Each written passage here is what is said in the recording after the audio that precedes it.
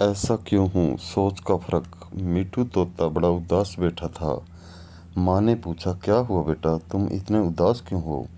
मैं अपनी इस अटपटी चोंच से नफरत करता हूँ। मिठू लगभग रोते हुए बोला, तुम अपनी चोंच से नफरत क्यों करते हो, इतनी सुंदर तो है।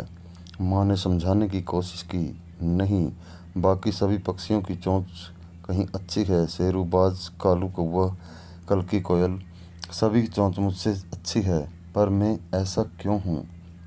मिट्ठू उदास बैठ गया। माँ कुछ देर शांति से बैठ गई। उसे भी लगा कि शायद मिट्ठू सही कह रहा है। मिट्ठू को समझाएं तो कैसे। तभी उसने सोचा, क्यों ना मिट्ठू को ज्ञानी काका के पास भेजा जाए, जो पूरे जंगल में सबसे समझदार तोते के रूप में जाने जाते थे। माँ ने तुरंत ही मिट्ठू को काका के पास भेज दिया। ज्ञानी काका जंगल के बीचों बीच एक बहुत पुराने पेड़ की शाखा पर रहते थे। मिट्ठू उनके समक्ष जाकर बैठ गया और पूछा, काका, मेरी एक समस्या है। प्यारे बच्चे, तुम्हें क्या दिक्कत है, बताओ मुझे। काका बोले।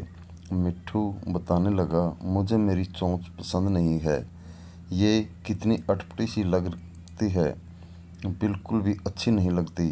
वहाँ मेरे दोस्त शेरूबाज, कालू कौवा, कल्की कोयल, सभी की चोंच कितनी सुंदर है। काका बोले, सो तो है, उनकी चोंच तो अच्छी है। खैर, तुम ये बताओ कि क्या तुम्हें खाने में केंचुए और कीड़े मकोड़े पसंद हैं। छी, ऐसी बेकार चीज़ें तो मैं कभी ना खाऊं। मिट्ठू ने झट से जवाब दिया। अच्छा छोड़ो, क्या तुम्हें मछलियाँ खिलाई जाए, काका ने पूछा, या फिर तुम्हें खरगोश और चूहे परोसे जाएं। वे काका, कैसी बातें कर रहे हो। आप अच्छी तरह जानते हैं कि मैं एक तोता हूँ। मैं ये सब खाने के लिए नहीं बना हूँ। मिट्ठू नाराज होते हुए बोला। बिल्कुल सही, काका बोले, यही तो मैं तुम्हें समझाना चाहता हूँ। ईश्वर ने तुम्हें कुछ अलग तरीके से बनाया है।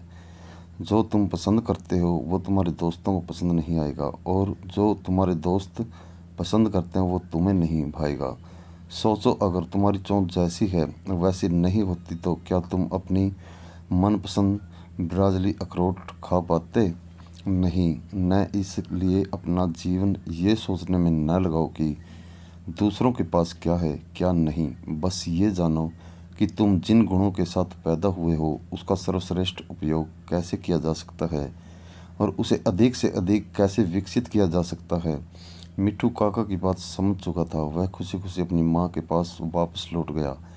मिट्ठू तोते की तरह ही बहुत से लोग अक्सर अपने सकारात्मक बिंदु को गिन करके खुश होने की बजाय दूसरों की योग्यताएं और उपलब्धियां देखकर तुलना में लग जाते हैं। दोस्तों, दूसरों को देखकर कुछ सीखना और कुछ कर गुजरने के लिए प्रेरित होना तो ठीक है, पर बेकार की तुलना करके किसी से ईर्ष्या करना हमें निराश ही करता है। हमें इस बात को समझना चाहिए कि हम सब अपने आप में अलग हैं, और हमारे पास जो योग्यता और गुण है उन्हीं का उपयोग करके हम अपने जीवन को सार्थक बना सकते हैं। दोस्तों, ऐसी ही मोटिवेशनल कहानियाँ सुनने के लिए हमारे चैनल को सब्सक्राइब करें और बेल आइकन को प्रेस कर लें, ताकि आगे आने वाले वीडियो का नोटिफिकेशन आपको मिलता रहे। जय हिंद।